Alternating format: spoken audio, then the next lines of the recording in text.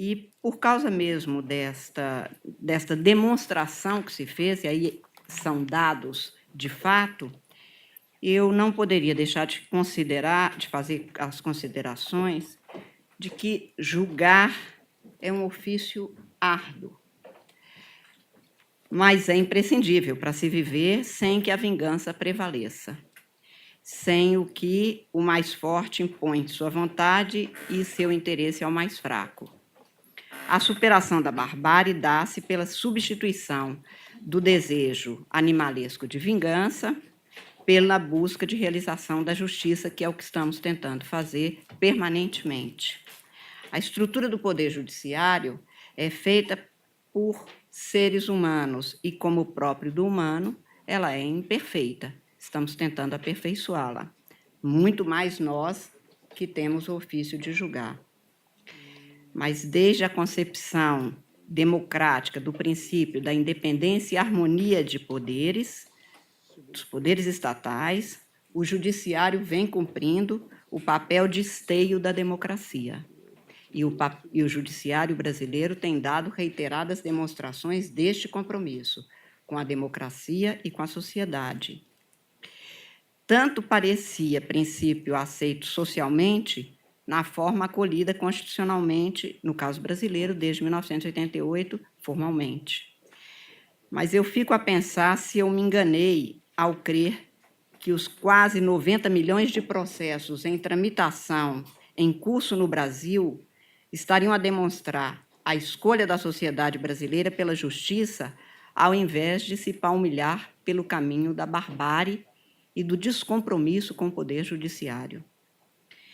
Numa inegável concertação, a palavra justiça tem tomado conta dos noticiários, dos textos em geral, desde textos romanceados que valorizariam até a justiça na sociedade, de programas de entretenimento, domina o cenário, mas os juízes brasileiros tornaram-se, nos últimos tempos, alvo de ataques, de tentativa de cerceamento de sua atuação constitucional, e o que é pior, busca-se até mesmo criminalizar o agir do juiz brasileiro, restabelecendo-se até mesmo o que já foi apelidado de crime de hermenêutica no início da República e que foi ali repudiado.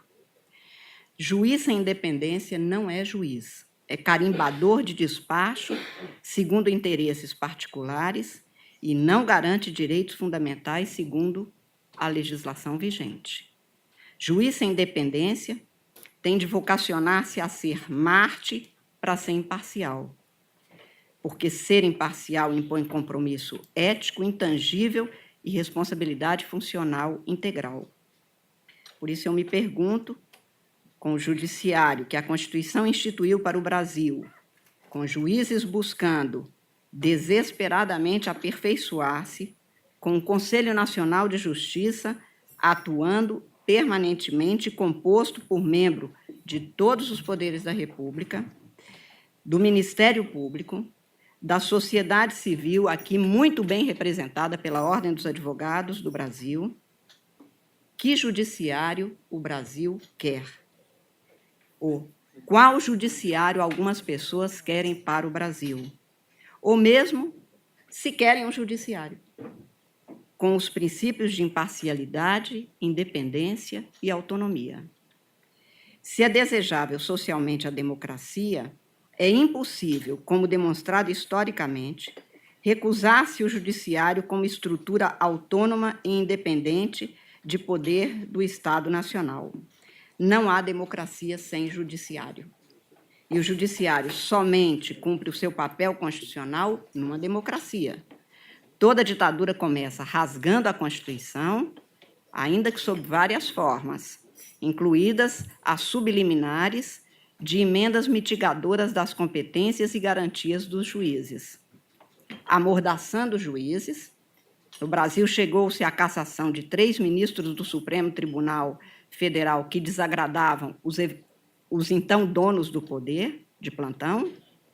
Imputam-se todas as mazelas a um corpo profissional que, como todo humano, sujeita-se a erros, sim, mas não tem nele sua marca dominante, que é, hoje, a do trabalho.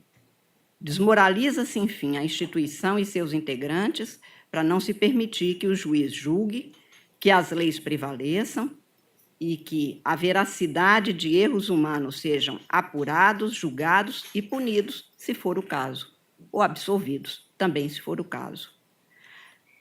Somente na semana passada, como eu disse, dedicada à conciliação e mediação entre conflitos, juízes, conciliadores e colaboradores realizaram, como eu disse, 623.454 audiências, trabalhando nos 3 turnos, sob a orientação de conselheiros desse Conselho Nacional de Justiça, que trabalharam arduamente para se chegar aos resultados até aqui apresentados dessa semana, e que ainda não são definitivos.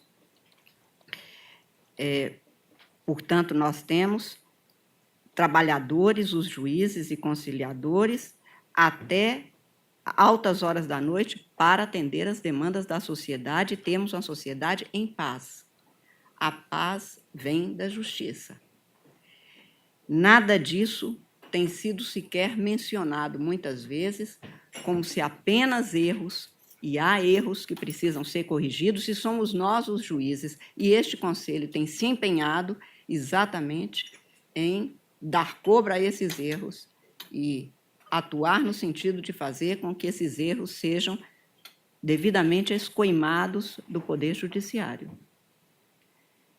Criminalizar a jurisdição e fulminar a democracia. Eu pergunto a quem isso interessa. Não ao povo, certamente. Não aos democratas, por óbvio. Confundir problemas, inclusive os remuneratórios, que dispõem de meios de serem resolvidos, e serão, tanto que a Corregedoria, o ministro Corregedor, instituiu um grupo exatamente para verificar a situação destes quadros remuneratórios, eventuais erros e as providências a serem tomadas.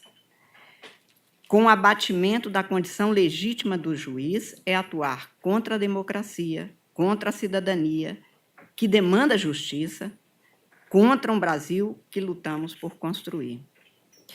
Ensinava Rui Barbosa que nenhum tribunal, ao aplicar a lei, incorre, nem pode incorrer, em responsabilidade, senão quando sentencia contra as suas disposições literais ou quando se corrompe, julgando sob a influência de peita ou suborno. Fora daí não há justiça, não há magistratura, não há tribunais. Quem quer que saiba, dizia Rui Barbosa, ao menos em confuso dessas coisas, não importará que todos os juízes deste mundo gozam, não ignorará que todos os juízes deste mundo gozam, como juízes, pela natureza essencial de as suas funções, do benefício de não poder incorrer em responsabilidade pela inteligência e interpretação que derem às leis de que são aplicadores. Portanto, digo eu, justiça não é luxo, é necessidade primária para se viver com o outro e para se viver em paz. Conviver põe conflitos, viver em paz impõe justiça. Não somos os juízes, senão humanos tentando muito acertar, segundo a Constituição e as leis que nos são impostas pelo poder competente e a quem nós devemos todo respeito, e é assim que temos atuado. Desconstruir-nos como poder judiciário ou como juízes independentes interessa a quem? Enfraquecer-nos objetiva o quê? Afinal, acho que nós, do Poder Judiciário, do Ministério Público, da classe de advogados, devemos nos perguntar que Brasil que temos e que Brasil queremos ter.